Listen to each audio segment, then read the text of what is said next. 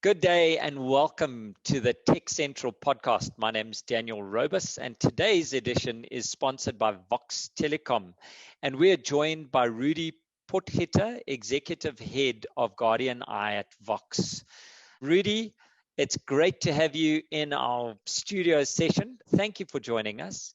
How has Vox been over the last 2 years of COVID? How has the company performed? Daniel, thank you and welcome to all your listeners.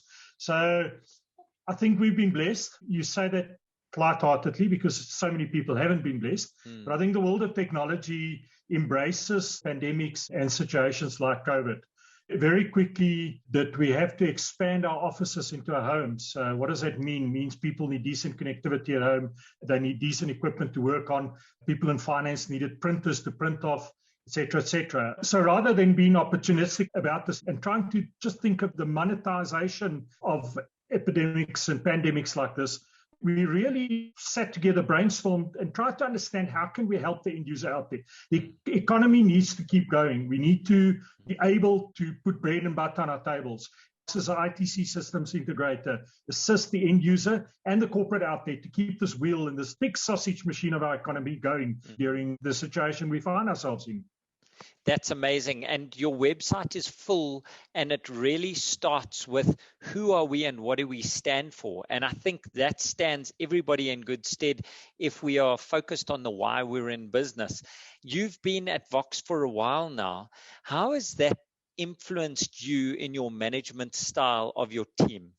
There is a separation in the people that can work from home and the people that can't work from home. There's a definite number one job requirement. Part of the business that I run is a offsite CCTV control room. Those people obviously can't work from home. Logistically and technology-wise, we can probably make it work. But rules and regulations that we are bound by the acts such as the POPI Act, as well as governing bodies such as CIRO that regulates the security industry, prohibits us from doing that from home.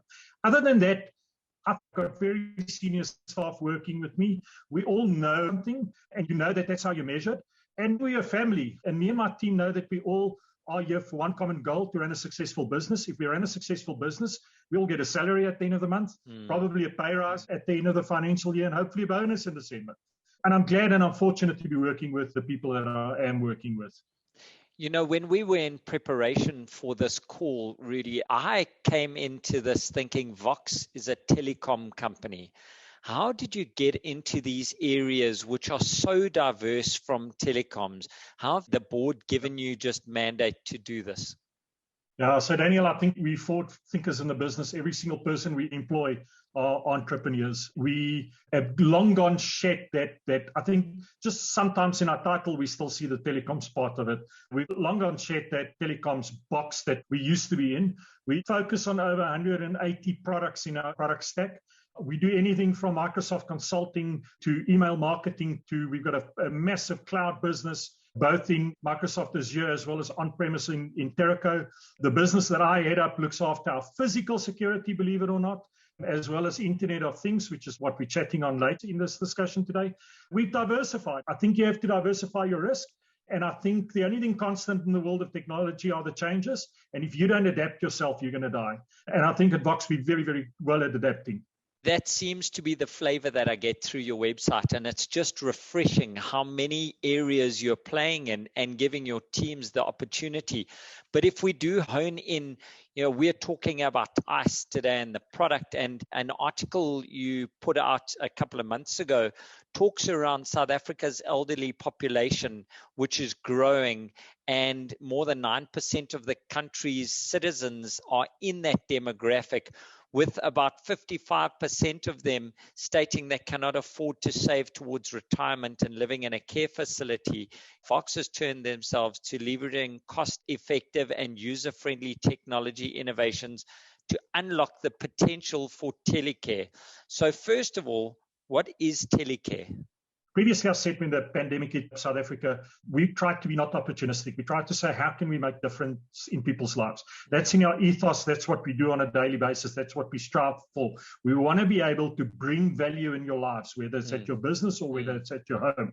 So why did we get into IoT? IoT is not a new concept. It's been around for 20, 30, 40 years. The easiest way of explaining IoT to you is a tracking device in your vehicle. Tracking device in your vehicle is a computer that speaks to a server. That computer makes autonomous decisions, unemotional decisions, based on a rule set, based on a fact set. And what I mean by that, people's emotions get involved and we make stupid decisions. We make the wrong decisions. We delay our decisions. What does a tracking device do? We set up a rule set. We say if Daniel has a geofence, we don't like him going into, Joburg CBD. And as soon as Daniel drives in there, his loved ones gets an SMS from the system. It's not a user that decides whether it's a Tuesday, the CBD is normally quiet on a Tuesday. No, there's a geofence. Daniel's breached the geofence. We're gonna make an informed decision on it based on technology, based on a fact and rules. But 2-3 years ago, our CEO, Jacques de Tooy, went to the annual Sigfox Connect event. I think at the time it was in Barcelona, and came across this product that we've launched in South Africa called Vox ICE. What is Telecare? Telecare is remote care, remote medicine, there's various ways, shapes, or forms of it.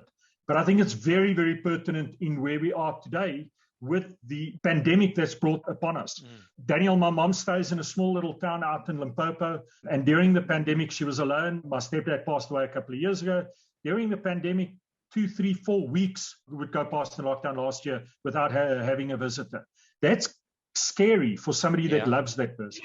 Yeah. You hear what I'm saying? So what did we do? We joined technology with this requirement. And we found a product, international-based product, that allows us to monitor and report on our elderly even when we're not there. And how more pertinent now in this pandemic when we can't do this. Absolutely. And I think the challenges that we're facing in our country are, with a lot of skilled people immigrating, moving away from the rural areas, we're getting more and more elderly people that are left on their own. I don't think we covered enough for me what is involved in Telecare, which is coming as part of the service. Can we just delve into what the service does, and then we can get into the Telecare even more? So what does Vox ICE 100%. Actually do for you? So I'm going to start off with leading on to your discussion and saying that economically, all of us are driven to the big cities. And now more so, the big cities might not be on our continent. Our careers progress, and mostly only in the big economical hubs. Some of us, most of us, come from small rural towns. Our parents and our loved ones and our elderly still live there. We are a nation of caring. I've said this many times. We don't walk away from our parents. Even though my mom stays 200 kilometers away from me, I don't walk away from her. I still love her. I still phone her once a week, WhatsApps every day. But in times of need, when there's a problem, who are there to care for her? The older we get, I'm already there, the more stubborn we get. We're always fine. When I phone my mom, are you okay? Yes, I'm always okay. The answer is always the same. I'm going to go back to my initial statement about IoT. Technology doesn't have emotions. It doesn't lie. It follows rule sets, and it drives results out of that rule set. Right? So what is Vox ICE? Vox ICE is a bunch of IoT sensors that we deploy. They're non-intrusive. I want to make very, very clear. When I told my mom about this, and I said, I want to come test some tech in your house, immediately said, no, who's going to see what and what are the... It's not. It's almost nothing more than an alarm PIR sensor that you see in your home. A smoke detector. 100%. It uses infrared technology to pick up movement in the house. It's got the ability to distinguish between human movement and pet movement, but it has... So again, step back. Sensors are dumb sensors. They're just devices that collect the information. They're a means to an end. The intelligence lies in our cloud-based platform that uses AI and deep learning to understand what's normal in your home and then to report on the abnormal. So what do I mean by that? Normal movement, we are creatures of habit. I get up every single morning at the same time. In my house, it's anything from 5 to 5:30. I go switch on the kettle. I open up for my Labrador. We are routine, creatures of habit, creatures of routine. The software is intelligent enough to start understanding what's normal for a household and then start reporting on the abnormal. We've got just informative alarms to say the back door's been left open, or your parent or the person that we're monitoring, there's more than usual abnormal movement at night. And then we've got critical alerts where there's no movement for a while. There's rapid movement followed by no movement. That could mean a fall. You know that over the age of 85, falls contribute, I think it's 67% of all unnatural deaths are attributed to falls in the elderly. Daniel, you're going to pull your hair out Sure. when you hear this up. I read an article a couple of months ago, it was in December, a suburb in Pretoria North, where an 85-year-old lady stood on a ladder to paint her kitchen ceiling, fell off the ladder, 85 years old, fell off the ladder, laid in the kitchen for 3 days before her neighbors discovered her. No. 3 whole days at the age of 85. My mom tells me the other day, she puts a chair on top of a table to stand to change the light bulbs in the kitchen. She's 73 years old. What happens to that person when emergency happens? Yeah. If there's nobody there, we only can look at technology. I'm sorry to bring this up in a South African context, and we've got a lot of remote areas and elderly living on their own. Crime is just such a big thing. We've spoken about telemedicine and telecare. Does Vox ICE also take into consideration security of these people? Is it a security emergency caller as well? Was that something that gets added onto it? Inherently, no. The answer is no. Okay. But if you look at the type of alerts that are generated, we do have door contacts. Those door contacts also understand your normal movement. Those door contacts will alert on a door being left open after hours or all of a sudden opening after hours. Opened at the 2 o'clock movement in the sensor, morning. Exactly. Yeah. The movement sensor will also pick up when there's more than one person moving around in the house. So it's not built for security, but it's going to alarm on that. It's going to say, there's an alert. We pick up rapid movement. There's a problem here. And I want to touch on something that you maybe haven't asked, but that your statement made me think of it, is you're 100% right. Most of our elderly live in these rural areas. Definitely the elderly that cannot afford this type of care that they probably need at their golden years. And the reason why we then chose the IoT technology to cater for this requirement is exactly that problem. We cannot rely anymore on our power provider to keep our appliances up in the house. Yeah. So I can't go and put something in and plug it into the wall plug and think if that wall plug goes down, I'll still be okay. And for the same reason, I cannot rely on that power provider to give me access to power in a rural village in the north of Limpopo. IoT technology allows us to mitigate that problem. And how is ICE then powered? Is it battery powered with solar backups? How do we enable this? Yeah, so the power that we use is battery powered. It is high quality batteries. It's not your stock standard battery you're going to go and get in your local supermarket. We also suggest to replace the batteries by ordering batteries from us so that you don't have the problem. The technology of IoT, because the communication packets are so tiny, that device that sits in your room, I've actually got one on my desk. I'll show it to the camera in a second. That device that sits in the corner of your room that monitors movement, the packet size are bytes that are being sent to the server. It's not even kilobytes, it's not megs, it's bytes, which means that the amount of battery that we require is limited and not a lot, which gives us the ability to have probably 3 to 5 years battery life out of a single sensor, 100%. That's so. Daniel, that I wanted to add to that because, sorry, totally go for it. Suitable to South Africa's market.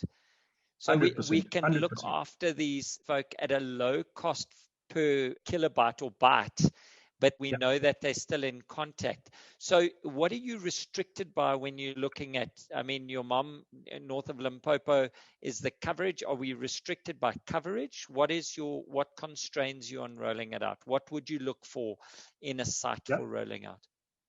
So firstly, let's talk about connectivity. I alluded to a partner called Sigfox earlier on. Sigfox is a IoT-specific built network. It's a global network, headquartered out of France. It's rolled out in Southern Africa, I'll say in the SADC countries. So some of our other users of the network would be, for instance, for asset tracking, and I can then track that device even if it goes cross-border, etc. The other reason why we use Sigfox is it's quite dense in populated South Africa. If I speak about populated South Africa, it's essentially every major and smaller cities out there.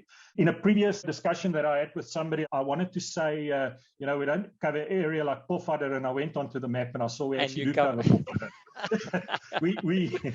we did an excursion to the Grabie's waterfall when it was in full flood a couple of months ago or a month ago, and our marketing guy took one of my tracking devices with him, and I tracked him all the way to Grabie's. So I'm thinking areas such as the very rural Northern Cape, we might struggle with coverage, but as of the rest of South Africa, we've got very good coverage. That Sigfox network allows us then to transmit this very efficiently back to our service and then obviously process the data. The other point I wanted to make about the coverage, Daniel, that's very important to note is I can also, because of the target market, not rely on the home to have internet or rely on the home's internet. What if we have a breakage in service, copper theft, whatever that might be? I have to be autonomous from the house's power and from the house's connectivity. The only other inhibiting factor that we have is, and it's very important to note, is the solution is not designed or is only designed for single living people. A sensor cannot understand more than one person's movement patterns because it can't. If I coupled it with video and I did facial recognition, I could say to you, this is really moving. But now I'm infringing in people's privacy and I need massive bandwidth requirements, etc. The Vox ICE sensors cannot distinguish between who's moving. It can distinguish between whether it's your pet or you. So that's the only other factor. It's for single living people living predominantly on their own. That's great. We now understand that. So when we have a single living granny who's living on her own or granddad who's living on his own, a son like you or a daughter can then subscribe to the service. We're going to set up their home. We're going to set up the sensors. When the sensor is triggered, when it picks up that something's gone wrong, what happens then? So Daniel, interesting question. And I think, again, I want to preempt it with a statement. I think rightfully so, the ideal client is not necessarily the old person. The ideal client is actually the young person. Because if I ask my mom, she's fine. It's always fine. That's a standard response. That's why you're paying for it and your 100%. Mom's getting the service. So what happens when when the alarm is triggered? What happens? So we deliver the notification either through a web app, SMS, or a smart application on your phone. And depending on whether it's a critical alert or just a routine alert, we will escalate it. We can deliver the alert to multiple people. So I might have a caregiver that I call on when my mother's ill to go and look after her or just do a welfare check. That alert could be delivered directly to myself or to the caregiver or to both of us, vice versa. And obviously with the world of internet, like you said, doesn't matter where in the world you are, you'll get this alarm. That's amazing. So you will then get the alarm and then we will be able to initiate action to get in contact with the patient or the person who requires care. I'm not sure the PC term 100%. For that, the elderly person. Where does the Telecare then come into it? Is that the limit of the care? So this is not for doctor appointment. I've got arthritis, give me over the telephone care. This is to make sure that you haven't fallen over, you're not locked in the bathroom. Excellent. That's excellent. 100%. So we have business partners that extends that service and says, you know what, I will receive that alarm and I'll go and do that welfare check on your behalf because you might be in London and I am local in Johannesburg, Pretoria, wherever. But in essence, all it is it gives you that preemptive warning that there's a problem. Falls in the elderly, we did quite a lot of research with a professor in UCT in Cape Town. And falls in the elderly, they speak about the golden hour. Within the golden hour, if that person does not get specialist care within the golden hour, every 15 minutes mortality rate increases every 15 minutes thereafter. So it's vital for us to just be able to get somebody out there to give that basic care and ensure that that person then gets specialist care. Amazing. How difficult is it for anybody to use the service, to get the service? Is there anything they have to do? No, not really, Daniel. We could ship the devices and you can plug and play, so to speak. The device has got a little double-sided tape on the back. You stick it on the wall. We tell you where to stick it. Little holes, you can drill it in if you want to have it more secure.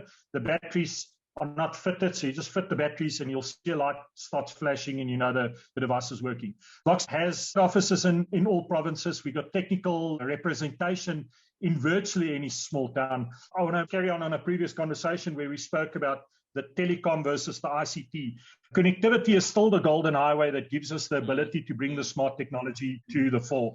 So we've invested heavily in layer 2 fiber services through one of our subsidiaries, Frogfoot. And we are focusing, in actual fact, on a lot of the smaller towns. So while the race has arguably been won by certain service providers, including ourselves and most of the metros, Vox has focused over the past 18 months a lot in the smaller towns. Towns like Ermelo, Grahamstown, you name it, we're busy rolling fiber out there. And what that brings us is technical skill in all of those outlying regions. So if you don't want to pull off the double-sided tape and stick it yourself, call on us, we'll come and install it for you. Excellent. Now the burning question. How much is it going to cost me? We try to keep it as affordable as possible. For a small little flat that you normally see typically your elderly living in, it's about 360 Rand a month. You have the sensors installed and subscribe to the service. Depending then on the amount of rooms and back doors and front doors and side doors, we might have to increase that. But we've created like almost let's call it a pick and mix, almost a rock and mama's menu. You go and select what you want out of it and it starts building up. But a minimum package, I would say, comes in at about 360 Rand a month. And do we need any maintenance, or is it plug and play? There we go. Yeah. The only thing that you could have is either a loss in connectivity or a loss in power due to the batteries being flat. The platform warns you well in advance if there's an issue with your battery life. It'll tell you, based on your historic usage of these devices, we predict that you've got 6 months left in the device. Contact Vox will send you new batteries. Connectivity perspective, I mean, those are the evils we live with every day. The likes of load shedding could affect the tower. We could have some connectivity loss. It's never permanent. It's never longer than a couple of minutes or an hour or so. Excellent. Rudi, you've spoken through why, you've spoken through where the company is, what the product is, how much it's costing. I want to ask you 3 questions in summary as the leader of Vox and where you're going. First of all, what are you most excited about being released from a Vox perspective around ICE in the next 6 months? Secondly, from your focus for the next quarter, what are you putting your team onto? And then thirdly, for other people who are listening here, what advice would you give them when they're thinking about caring for their elderly and specifically around the ICE area? I think just ICE launch as a whole is super exciting for me. I describe myself as a geek. I love anything shiny technology. And this is something that really excites me. It's something where I definitely feel we're going to make a difference in people's lives. We've had a lot of exposures through platforms like yourselves. We're very grateful for it. We've seen the first couple of devices going to the field. We're super excited to see the difference we're going to make. If I just think of my own mother, thinking of her standing on a chair changing a light bulb, how dangerous is that? And how long will she be lying there in pain before somebody actually comes along? And to me, to be able to make a difference is excellent. I'm a caring person. I'm a parent. I've got 2 children. I've got a wife for 22 years. Nurture is in me. And the love of technology combined with that caring personality is, to me, the dream product to take to market. Awesome. What advice would you give to anybody that's listening when it comes to looking at technology for their elderly parents that they might be looking after? Yeah, so I think overcome your fears. If you are a bit BC or a bit before computers, before technology, embrace your fears, reach out to us, let us educate you. I think the world of technology just makes our lives so much easier. We don't have to work hard anymore. We have to work smart. I always say to my kids, you've only got 2 true friends in life. It's Google and Excel. With Google and Excel, you can overcome every problem and any problem on earth. So I want to say, embrace the technology. We're here to make a difference. You can't put a price on people's lives. And if you are, which is in our DNA in South Africa, if you are a person that loves your loved ones and can't be there every day, look at technology to solve that problem for you.